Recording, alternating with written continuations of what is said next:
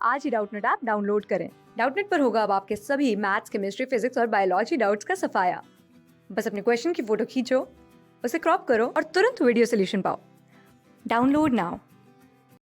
इस क्वेश्चन में हम बोला गया है कि ये जो कंपाउंड है, ये कंपाउंड कौन कौन सी तरह की आइसोमेरिज्म एग्जिबिट करेगा। ठीक है, तो कंपाउंड की स्ट्रक्चर लिख लेते हैं हम। स्ट्रक्चर है CH3 CH double bond CH CH यहाँ पे जुड़ा हुआ है OH यानी कि अल्कोहलिक फंक्शनल ग्रुप और COOH। ठीक है, तो फर्स्ट ऑप्शन में बोला गया है चेन आइसोमेरिज्म। तो सबसे पहले हमें समझना होगा कि चेन आइसोमेरिज्म हम किस तरीके से डिफाइन करते हैं कि किस कंपाउंड में चेन आइसोमेरिज्म होगा।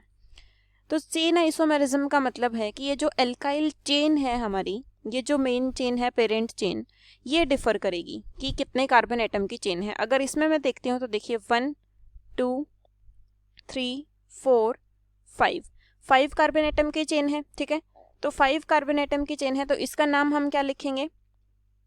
सेकेंड पोजीशन पे क्या जुड़ा हुआ है, हाइड्रोक्सी।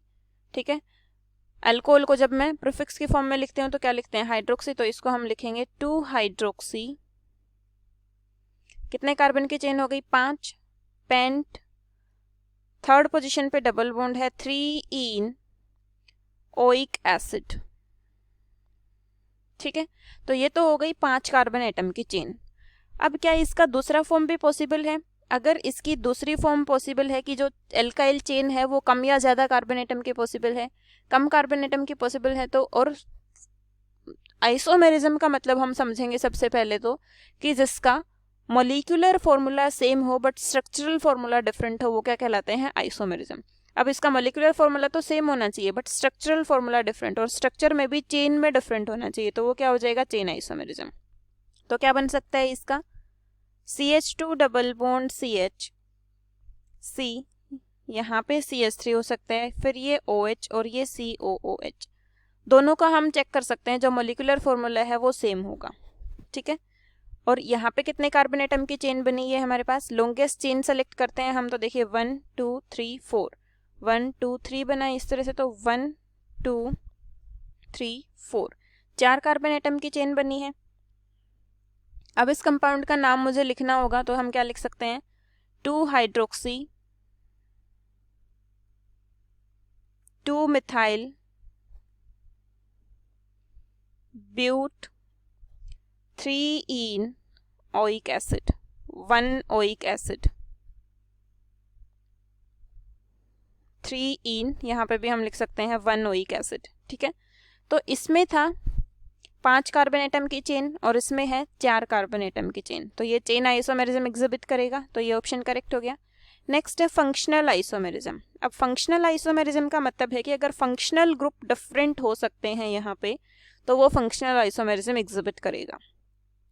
फंक्शनल ग्रुप डिफरेंट होके भी मॉलिक्यूलर फॉर्मूला जो है वो सेम होना चाहिए। ठीक है, तो देखिए ये तो हमारे पास मेन था ही, तो इसमें दूसरा किस तरीके से ये कंपाउंड एग्जिबिट कर सकता है। तो देखिए अगर इसका मैं डिफाइन करूं इस तरीके से कि ये हो गया CHO, फिर CH2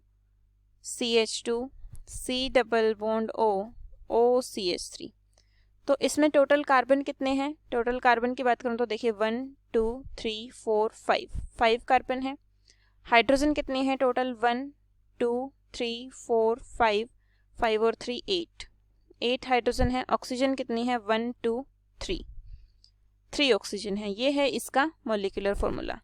अब हमने ये जो फंक्शनल ग्रुप इसमें डिफरेंट कर दिए, C डबल बॉन्ड OCH3, ये क्या बन गया, एस्टर, और ये क्या है, एल्डिहाइड। ठीक है, और यहाँ पे फंक्शनल ग्रुप कौन कौन से थे, OH था और कार्बोक्सिलिक एसिड था, यानी कि अल्कोहल था और कार्बोक्सिलिक एसिड था, और यहाँ पे एस्टर और ये एल्डिहाइड।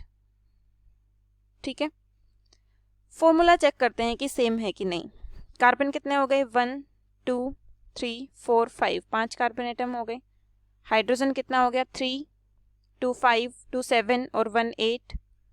ऑक्सीजन कितना हो गया, 1 2 3। ठीक है, तो मॉलिक्यूलर फॉर्मूला सेम है, इसका मतलब ये फंक्शनल आइसोमेरिज्म भी एग्जिबिट कर रहे हैं। फंक्शनल आइसोमेरिज्म का मतलब है कि फंक्शनल ग्रुप में डिफर हो। फिर है पोजिशनल आइसोमेरिज्म। पोजिशनल आइसोमेरिज्म का मतलब है कि ये जो डबल बॉन्ड है इसकी पोजीशन अगर डिफर करेगी तो वो क्या हो जाएगा, पोजिशनल आइसोमेरिज्म। तो ये एग्जिस्ट कर सकता है पोजिशनल आइसोमेरिज्म। इसका थर्ड ऑप्शन डिस्कस कर रही हूँ मैं, CH2 double bond CH, CH2 CHOH COOH, इस तरीके से एग्जिस्ट कर सकता है ये। अब इस कंपाउंड का नाम क्या होगा, 1 2 3 4 5।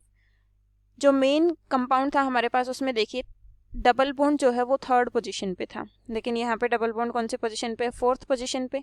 ठीक है, तो ये क्या हो गया, पोजिशनल आइसोमेरिज्म, तो ये भी एग्जिस्ट कर रहे हैं। नेक्स्ट है ज्योमेट्रिकल आइसोमेरिज्म। तो एल्कीन में ज्योमेट्रिकल आइसोमेरिज्म एग्जिस्ट करता है। ज्योमेट्रिकल आइसोमेर में कौन कौन से पॉसिबिलिटी हो सकते हैं, सिस आइसोमर हो सकता है, ट्रांस आइसोमर हो सकता है। तो हम देखते हैं यहाँ पे कि क्या ज्योमेट्रिकल आइसोमेरिज्म पॉसिबल है कि नहीं है। तो कंपाउंड को हम किस तरीके से लिख सकते हैं, कार्बन, इसके साथ CH3, hydrogen, double bond carbon H, और यहाँ पे इसको हम इस तरीके से लिख सकते हैं CH, इसके साथ क्या जुड़ा है OH और COOH। तो ये कौन सी फॉर्म हो गई, ट्रांस। ठीक है, और इसी कंपाउंड को हम इस तरीके से भी लिख सकते हैं, कार्बन, ये है CH3, ये हाइड्रोजन, डबल बॉन्ड कार्बन, फिर ये CH, इसके साथ क्या जुड़ा है OH, COOH और हाइड्रोजन यहाँ पे, ये कौन सी फॉर्म हो गई, सिस। तो सिस और ट्रांस में एग्जिस्ट कर रहा है, इसका मतलब है ज्योमेट्रिकल आइसोमेरिज्म भी शो कर रहा है। ठीक है, और सिस और ट्रांस में भी ये ग्रुप अलग है, ये ग्रुप अलग है, A और B मतलब डिफरेंट डिफरेंट ग्रुप जुड़े हुए हैं, तो ये ज्योमेट्रिकल आइसोमेरिज्म शो करेगा। यहाँ पे भी A और B, तो आंसर कौन सा करेक्ट हो गया हमारा, ज्योमेट्रिकल आइसोमेरिज्म भी शो करेगा। तो मतलब ये कंपाउंड सारे के सारे ऑप्शन सही शो कर रहे हैं। चेन आइसोमेरिज्म भी शो कर रहे हैं, फंक्शनल भी, पोजिशनल भी और ज्योमेट्रिकल भी। तो आंसर कौन सा हो जाएगा, A B C and D, all answers are correct. Class 6 से 12 से लेके नीट IIT JEE मेंस और एडवांस के लेवल तक 10 मिलियन से ज़्यादा स्टूडेंट्स का भरोसा। आज ही डाउनलोड करें डाउटनेट ऐप या व्हाट्सएप कीजिए अपने डाउट्स 8400 400 400 पर।